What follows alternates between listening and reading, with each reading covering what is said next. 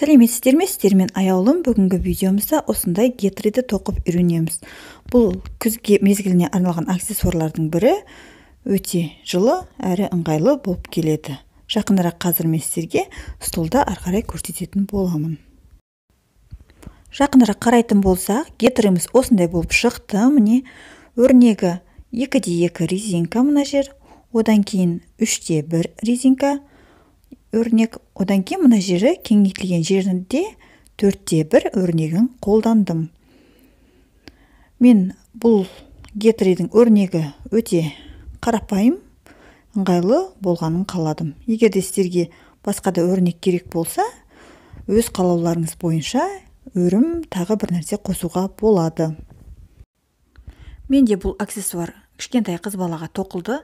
Егер қаласаңыздар, кез келген өлшемге есептеп тоқи берсеңіздер болады. Ары қарай мен оны көрсеттім.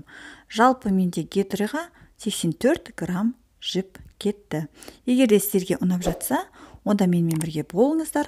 Ары қарай бірге тоқиық. Ең алдымен менің каналыма тіркеліп қоюды ұмытпаңыздар.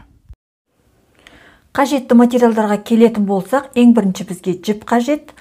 Менде жіп Alize Lana Gold Fine, түстің номері 203, және бізге қажет болады. Менде 3-ші және 3,5 миллиметрлік біз. Егер сіздерге 5 бізбен, яғни нәски тоқитын бізбен тоқу ыңғайлы болса, онымен тоқсаңыздар да болады.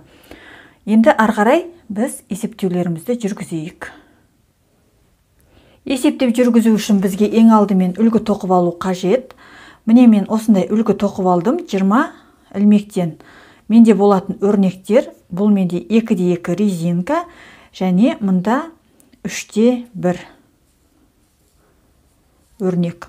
Одан кейін мына жерде менде 3-2 деп тоқып көріп едім, бірақ мен гетрида 4-1 қып тоқим, яғни 4 оң, 1 теріс қып.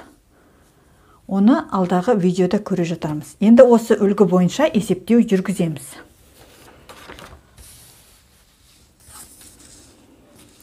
Міне, қараңыздар, есептеуді біз ең бірінші бізге қандай өлшем қажет.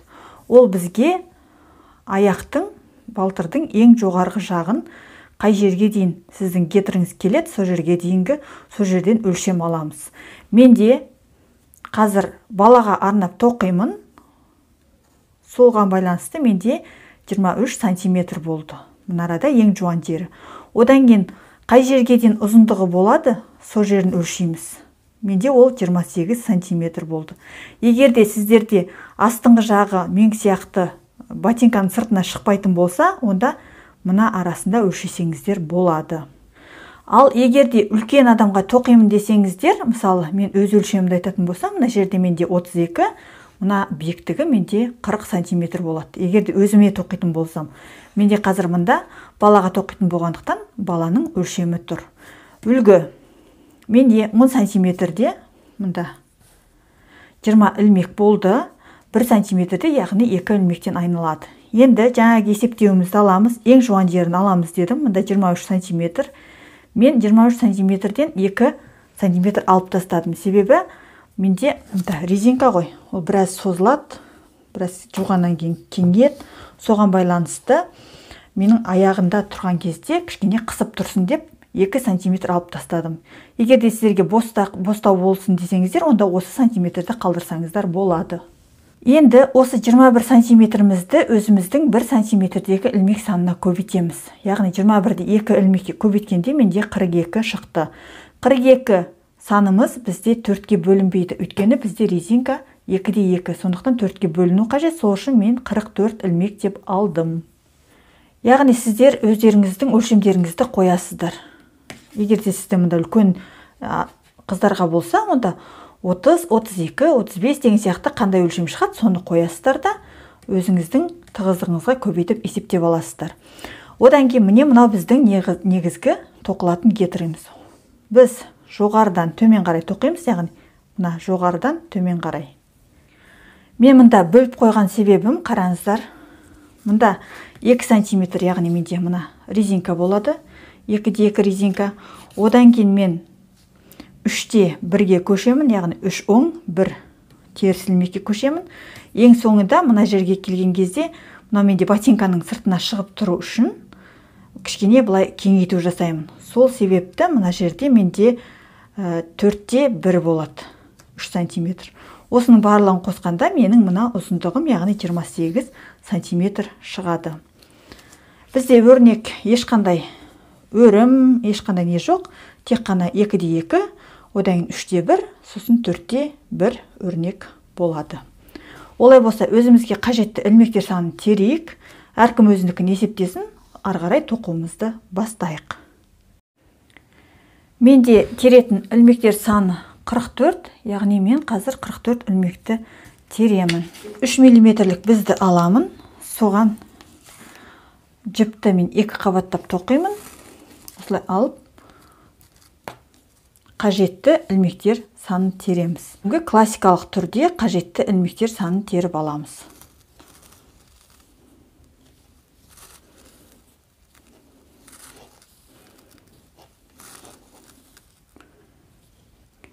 Міне мен 44 ілмек және 1 ілмек артық тердім. Себебі біз қазір ілмектерді айландыра қосу үшін ол бізге қажет.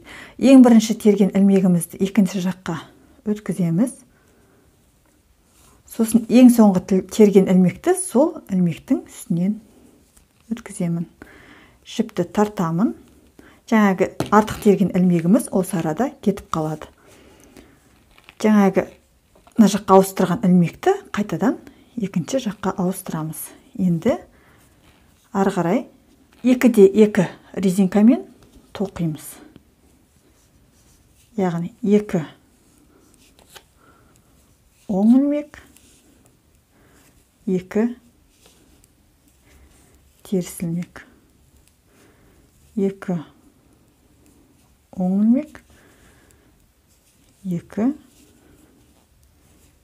теріс ілмек. Осылай мен айналдыра 2-де 2 резинкамен 2 сантиметр тоқимын. Сосын сіздермен қайта жолығатын боламын. Міне мен 2 сантиметр тоқыдым, ол менде 7 қатар болды. Енді келесі өрнекке көшеміз. Яғни бізде ол 3-те 1 өрнегі, яғни 3 оң, 1 теріс өрнегі. Осыған көшеміз. Осыған көшпес бұрын, қазір менде 7 қатар тоқылды. 8-ші қатарда 4 ілмекті қысқартуымыз қажет. Ол бізге ары қарай кішкене қысып тұру үшін қажет болады. Яғни міне 1, 2, 3 оң, одан 1 теріс. Одан бізде қысқарту жасаймыз. 2 ілмекті бірге алып тоқимыз былай. 1 оң, 2 оң, 3 оң. Одан кейін 1 теріс.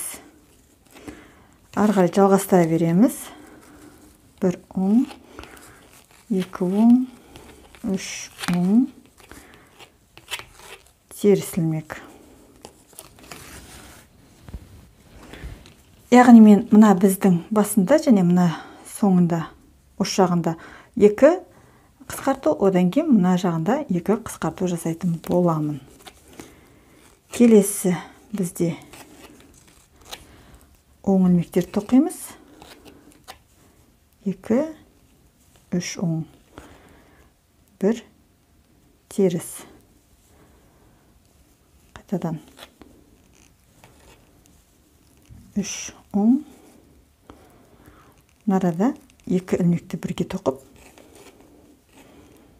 қысқарту жасаймын.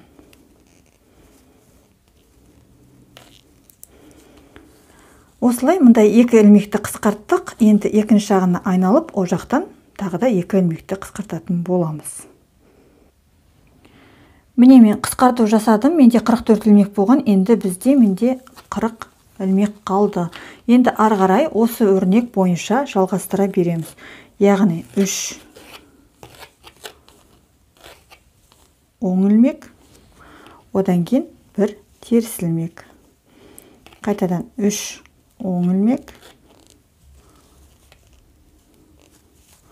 1 теріс ілмек. 3 оң 1 теріс. Осылай мен мына 3 миллиметрлік бізбен 3 оң 1 теріс қып 5 сантиметр тоқимын. Одан кейін 3,5 миллиметрлік бізге көшемін. Солай мен 23 сантиметр тоқитын боламын осы өрнекпен. Арғарай сіздерге түсінікті деп ойлаймын. Енді жаңа айтқандай мен 5 сантиметр осы 3 миллиметрмен тоқимын да, арғарай бірден 3,5 миллиметрлік бізге көшемін. Солай жалпы 23 сантиметр тоқимын. Одан кейін сіздермен мына арада кеңейтетін кезінде, тағы да ілмектер қосатын кезде жолғатын боламыз. Міне, мен резинкадан кейін 23 сантиметр тоқыдым. Ол менде қатар бойынша 74 қатар болды. Енді бізге арғарай мына арасында кеңейту жасау қажет болады. Бізде көріп тұрғандарыңыздай осындай 3 оң ілмекті қатар бар. Сол қатардың ортасынан бір-бір ілмектен қосамыз. Міне, бізде басында 3 оң ілмек тұр. Сон аламыз, міне, біріншісін тоқимыз, екіншісін тоқимыз. Үшіншісінде мен ортасындағы мынандай жіп бар ғой, соны былай іліп аламын. Міне, сосын оны айқастырып, артқы жағынан алып, оң ілмек етіп тоқимын. Міне, бізде 3 ілмек, мынамен 4-ші ілмек болады. Теріс ілмекті өзі теріс ілмек етіп тоқимыз. Одан келесіне бар, тағы да соны қайталаймыз. Біріншісін, екіншісін тоқимыз. Үшіншісіне ортасындағы жіпті алып, былай бізге іліп аламыз да, соны артқы жағынан оң ілмек етіп тоқимыз. Міне, бізде 4 ілмектен болды. Енді осылай әрбір оң ілмекті мына жерге барлығына қосып шығамыз. Міне, барлық ілмектерді қосып шықтым. Менде санағанда мынандай жолдардан 10 екен, сонда менде 10 ілмек қосылды. Яғни менде 40 ілмек болған, енді қазір 50 ілмек болды. Енді арғарай жаңа қосқан ілмектеріміздің барлығын өрнек бойынша осылай 2 оң ілмек, міне 3-ші, 4-ші осылай тоқып шығамыз. Мен 3 сантиметр тоқимын, ол менде шамамен 9 қатар. Содан кейін сіздермен жабатын кезде онда қайта жолғатын боламыз. Міне, мен өзіме қажетті сантиметрді тоқыдым. Кеңеюі осылай болды. Егер де сіздерде киетін аяқ киім сыртына шығармайтын болсаңыздар, бұл кетіреді, онда мына арадан түзу тоқисыздар, осы мынандай ілмектер қоспай жаба саласыздар. Ал егер де мен сияқты ботинканың сыртына шығарып киетін болса, аяқ киімнің сыртына шығарып, онда осылай кішкене кеңейту жасауға болады. Енді бізге арғарай тек жабу қалды. Жапқанда кәдімгідей жабамыз. Бірінші ілмекті алдық, одан кейінгі ілмекті оң ілмек етіп тоқимыз да, жаңағы ілмегімізді соның үстіне өткіземіз. Келесінде солай қайталай береміз. Міне мен ілмектерін жауып қойдым. Енді мына артық жіптерін жасырып арғарай жууға жібере берсек болады. Егер де сіздерге менің видеом ұнаса, онда менің каналыма тіркелуді ұмытпаңыздар және лайк басып, комментарий жазып қойыңыздар.